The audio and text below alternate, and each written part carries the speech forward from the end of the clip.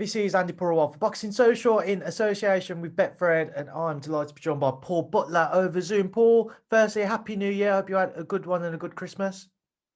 Yeah, it wasn't bad, mate. It was quite quiet, but it was all right. Quite a few had COVID in the family, each part of the family, so we obviously couldn't all meet up, but it happens, doesn't it?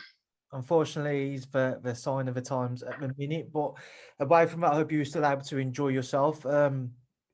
I imagine it was also a slightly frustrating one because only a couple of weeks before that, you was due to challenge for the WBO title, and I don't really know where to begin, Paul. I was in America covering shows, trying to keep up with it. So I just want to go back to it. My understanding was the day before the weigh-in, Riel Casimero was taken ill and he pulled out of the fight. Yeah, so what actually happened was all week, everyone was saying, everyone could see he weren't hiding the fact that he was struggling. So he didn't really leave the hotel. He was just hotel, treadmill. That's all he done. I never seen him eat either. I think he arrived on the Tuesday. I didn't see him eat once in the restaurant. His team would all be eating. He'd sit there with his hood up and he'd be wrapped up constantly. And it gets to the night before the weigh-in. I does my work and makes weight. I goes to bed about 7, 8 o'clock in the morning, knock on my door. And it was my dad, and he said, he's out. I said, who? He said, Casimero, he's in hospital. I said, well, what's going on there? And apparently he was trying to make weight that late in the morning. 1 o'clock in the morning, he ended up going to the hospital. So I don't know whether he was still trying to make weight or he woke up and he was being sick. Went to the hospital and then he was out later on that day or early morning, not long after the weigh-in that took place. So my head was battered at that point, thinking, well, what goes on now? And then it weren't the fact that I was fighting Beko. It was, I went for one thing, and that was the world title. I didn't want to leave with anything else. My mind was fully focused on a world title. So yeah, that's pretty much what happened. I mean, just with the Agbeko offer to challenge him for the interim title, was it purely, well, take it away, what was the reason behind just not deciding to face him so you could have at least fought just before the year was out? Yeah, to be honest, me being a fighter, I was like, I'm not bothered, I'll fight anyone. I was there to fight for the world title. But then it was the fact that, we're not going to strip him, he's got 10 days to prove his illness. And we were like, so we're just basically fighting just to put my number one spot on the line. And anything could happen, as you can see with Gulfieri and the bad cut that ended in a tackle draw with Jordan Gill. Anything could happen. So you're taking the pluses and the minuses. And I was like, oh. To be honest with you, my head was up my ass from, well, we woke up on the fight day Saturday morning at like 8 o'clock. So from 8 o'clock till 4 o'clock in the afternoon, we still had no news on what was going on. If it was for the interim, if it weren't, if it was for the world title. So by the time 4 o'clock came, we'd called the fight off then, because we basically, in my eyes, I was only putting my number one shot on the line. It could only go wrong for me. He was fighting a win-win situation at Beko. But looking back now and knowing what we know and what we've seen from the Casimero camp, because his sister does all them vlogs and she's big into it. And in one of the vlogs you hear is Kutzman at the time, who was an actual doctor. You hear it, someone else is talking to the camera, but you hear him in the background and you see him in the background and he says, I need to speak to the doctor in the hospital to tell him what to put on the report. All that got sent to the WBO. So after that, he still wasn't stripped. And I was like, well, they were never going to strip him. I believe they weren't going to strip him if I'd have won the interim anyway. And that's big enough evidence that, like, I need the doctor's report to tell him what to put on it. So I didn't know that, Paul. That's the first that I've heard of it. I don't think many would have heard about that, to be fair. Nah, it's there on YouTube. How did you kind of react to hearing that, first and foremost, then actually hearing that video and hearing what was said? I never seen that video until I got home. A Filipino sent it to me who who's not too friendly with the Casimero camp. He sent it me, translated it all over. I'd sent it over to people at Purewal, and then obviously that all got sent to the WBO as evidence. And even the WBO doctor said they had to go and see Casimero after he got out of the hospital. He said, "You've only got this illness because of what you've actually had to go through to try and make weight." So it weren't that he suddenly became ill because some people just get ill. He'd done it to himself. Like I said, all we ever seen him do was go on the running machine. We did see the WBO afterwards announce that next time out, the purse bids are still with Purewal. They'll still put on the fight a date to be announced. But if either of you was to pull out, in Casimero's case, he would be stripped. If you was to, you'd lose your number one spot.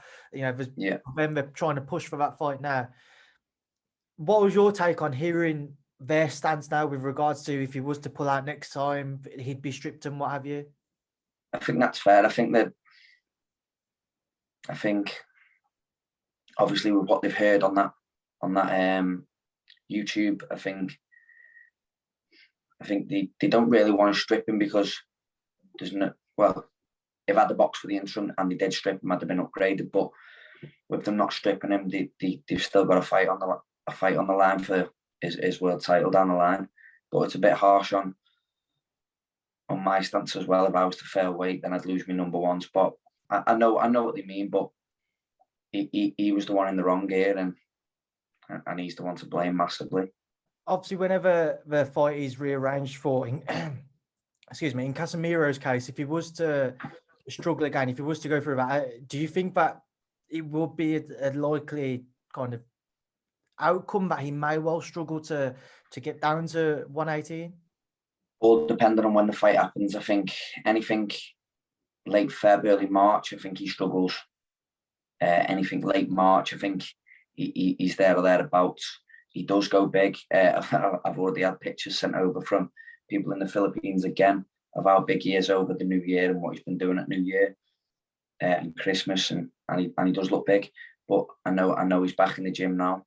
So I don't know whether he's heard anything. I personally haven't heard anything yet, but I don't know whether he's just trying to cut weight a little bit earlier than what he had to do. To be fair, when he got there in Dubai, he was only £7 over. We had to have a check weigh with the WBO. He was £7 over. I think I was 4, something like that. So we only had £7 from the Monday or the Tuesday.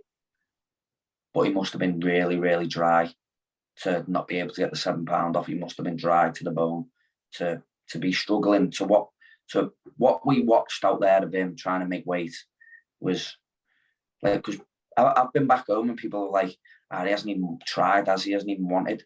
He tried. We watched him try, and it's just a shame that he couldn't make it. He was obviously too dry, too dehydrated, and his body wouldn't give up anymore.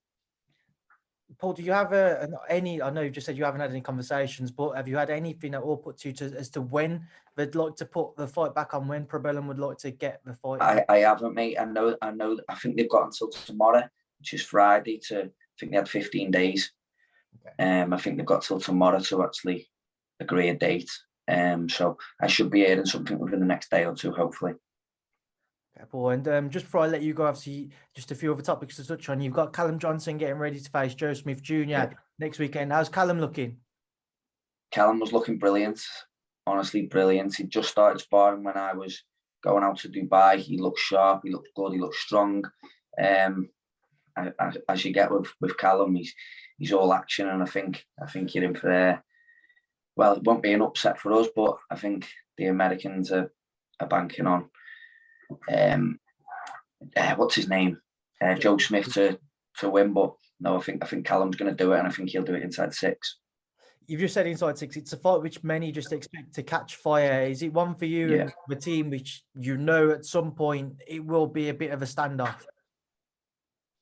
I think maybe at times, because that's how Callum goes about his business as well. But I think Callum can outbox him as well. If you watch Bivol against him, like I was watching quite a bit of Joe Smith out in Dubai. Obviously, we were watching bits of, obviously because Joe's watching him and Joe's trying to pick holes in him. So I sat there and I've watched bits of him, and just the way Bivol uses his jab and moves his feet, he's easily outboxed. And Callum's got a good boxing brain. So if he can box and then take his moments when he does catch him, I think that's when it'll catch fire. I think because Joe Smith will go with him, and I think that's where Callum could potentially get to him. Just two other fights to touch on, which are coming up, UK based. You've got Eubank Jr. and Liam Williams for a new date to officially be confirmed. I think February 5th is the one which they're looking at now. What's your take when those two do meet? Great fight, that, proper good fight. Looking forward to that one, to be fair. I fancy Williams is going to outbox him all day long, because the last couple of times we've seen Eubank, he's tried to box, and I'm thinking, it don't look great, and he's being outboxed by a lot lesser opponents than what he's stepping in with Liam. Liam's got good feet, good head movement, can punch a little bit himself as well. Eubank's got a very good chin, but I think if Eubank can set that pace from the get-go and go about his business like he used to, it could favour him. But the way Eubank's been trying to box, I think that could play a big part in Liam's game plan of winning the fight. And Paul, you've also got Amir Khan and Cal Brook on Feb 19th. Yeah. Again, your take? Well past its sell-by date, but everyone's still well interested in the fight, as I am. Do you know what? I'm like, yeah, but what about the speed of Khan? But the timing of Kel is really good as well. And that's what they both seem to be going off. I know Kel always says timing beats speed, and it does, and he's got very good timing. But Khan at times just took big shots, Maidana at him with everything. So it all depends. I think he's a bit, everyone slates him for his chin. It's not the best, but it's certainly not the worst, because every time he's been stopped, look at the resume of them, they're all big punches. I think it's an intriguing fight. Who wins? Oh, I'm going to say Khan, only because I think the weight could play a big part. I know it's 149. I think it's a couple of pounds heavier than what he got Crawford at, but I still think that suits Amir more than it does Kel. It's going to be my final question. The weight clauses which are in place, so it's at 149. Neither fighter can weigh more than 163 the day after. And we've still, Cal, previously people suggest how much he's struggled to get down to 147. How detrimental will the weight be for him to try to get down to, knowing then he can't go back above 163? Yeah, see, I didn't know they couldn't go above 163. That'll probably suit Amir as well massively, because he probably knows that he won't go anywhere near that anyway. He'll be probably touching around 162 by the time he steps in the ring. But Cal will be going to bed the night before the fight, and he'll be thinking, he'll be stepping on the scales 100%, thinking, what weight am I? And he'll be able to watch what his intake is, which he won't be too pleased about, which could play a big part. But it all depends. Is it when they get in the ring, the 163? I'm not sure. Or is it the morning of the weigh-in? Is it the morning?